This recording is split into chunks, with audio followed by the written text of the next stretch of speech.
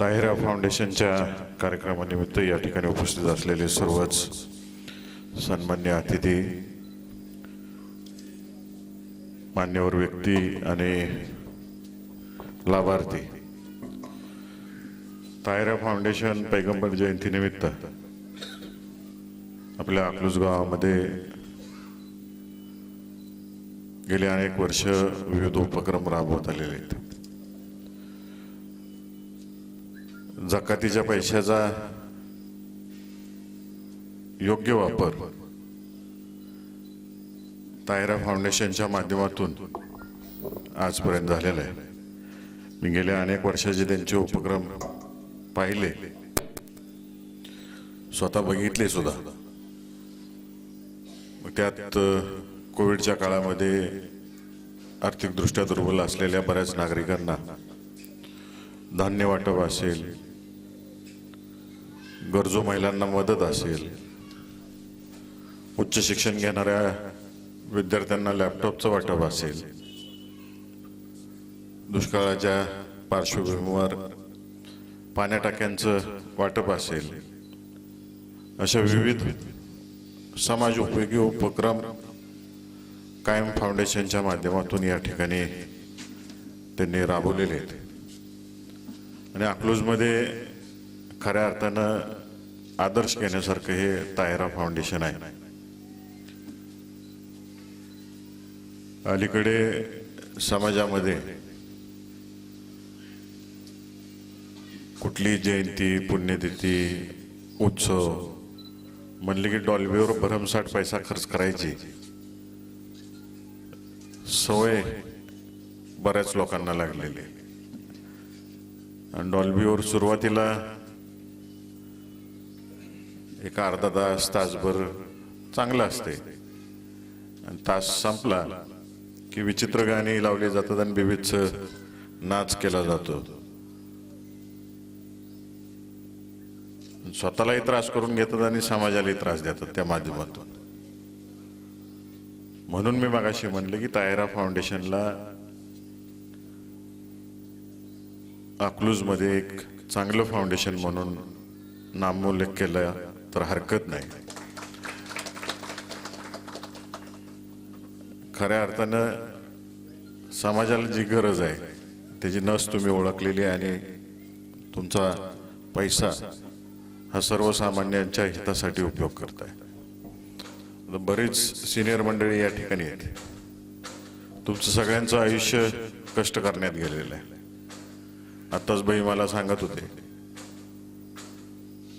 की सुरुवातीचं आयुष्य टपरीमध्ये गेलं,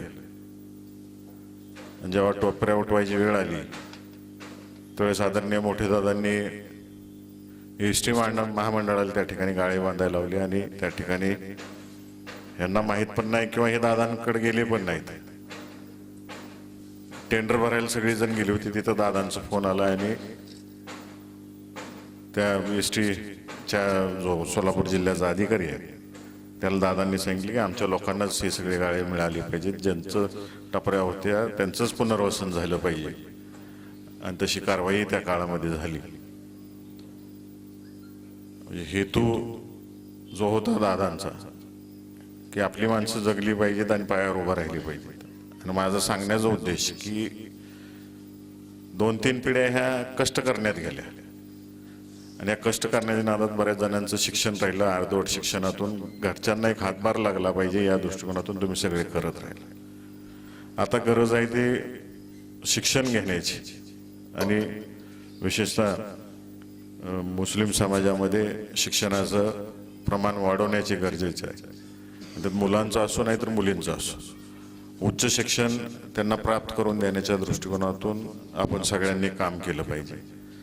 मुलं कुठं भटकत असतील तर त्यांना योग्य मार्गावर आणून, आर्थिकदृष्ट्या कमकुवत असतील तरी त्यांच्या मागं उभं राहिलं पाहिजे. काल माझ्याकडे काही मुलं आली, आपला कार्यक्रम झाला काजी गल्लीतला, मला म्हणले डॉल्बीला मदत करा. म्हणलं डॉल्बीला परवानगीपुरतं मदत करेल. मी गेले 10 वर्ष झालं कुठल्याही डॉल्बीला 1 रुपया देत नाही. तुम्ही सामाजिक उपक्रम राबवा, तुम्ही जेवढे पैसे गोळा करताय तेवढेच मी पैसे द्याला, तेवढेच टाकणार. मग काय काय मुलांनी केलं. मागे 3 वर्षापूर्वी अण्णाभाऊ साठेंची जयंती होती, गावातील मुलं आली माझ्याकडे डॉल्बी. मी म्हटलं नाही देणार. त्यांनी शोधून आले, ते म्हणले गावात अशा काही मुली आहेत की ज्यांना वडील नाहीत, मोलमजुरी करतात, अशांना आम्ही मदत करतो. त्या पोरांनी 1.5 लाख रुपये गोळा केले गावातून. मी 1.5 लाख टाकले, असे 3 लाख प्रत्येक काहीतरी 50 का 60 मुलींच्या नावावर बडोदा बँकेत FD करून टाकले. असे उपक्रम जर राबवले तर नक्कीच त्या आता मुलींना ते पैसे भविष्यात उपयोगी येतील.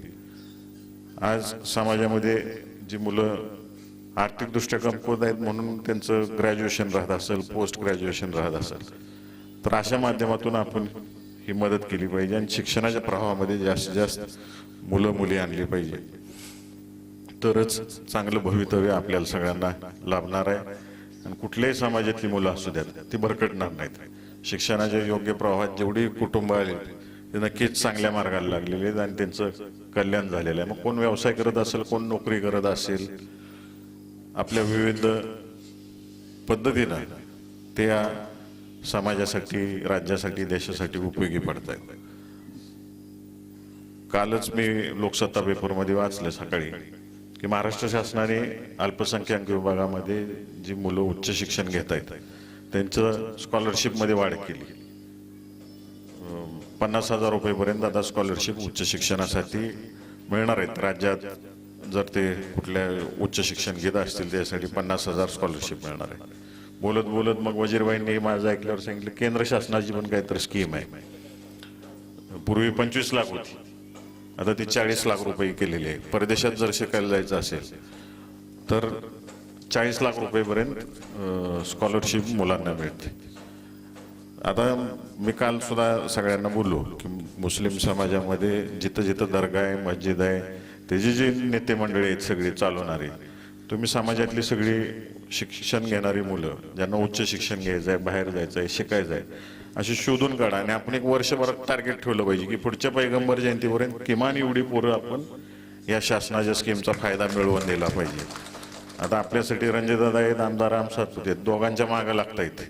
वर बी आपलं सरकार आहे, खाली पण आपलं सरकार आहे. जेवढा फायदा उचलता येतोय आणि आपल्या मुलांच्या पदरात पाडून देता येतोय या दृष्टिकोनातून आपण सगळ्यांनी प्रयत्न केले पाहिजेत. तुम्ही सगळ्यांनी शोधून काढा. मी स्कीम्स सगळ्या डिटेल्स काढतो आणि तुम्हाला सगळ्यांना व्हॉट्सअप ग्रुपवर टाकतो. सगळ्या मुलांकडे तुम्ही सर्क्युलेट करा. आणि आर्थिकदृष्ट्या कमकुवत असलेली जी मुलं आहेत त्यांना या गोष्टीची मदत आपण मिळवून देण्याचं काम सर्वजण मिळून करूया. मला यावर्षी दरवर्षीप्रमाणे तयारी फाउंडेशनने कार्यक्रमाला बोलवलं त्याबद्दल मी आपणा सर्वांचे या ठिकाणी आभार मानतो आणि माझे 2 शब्द संपवतो. जय हिंद.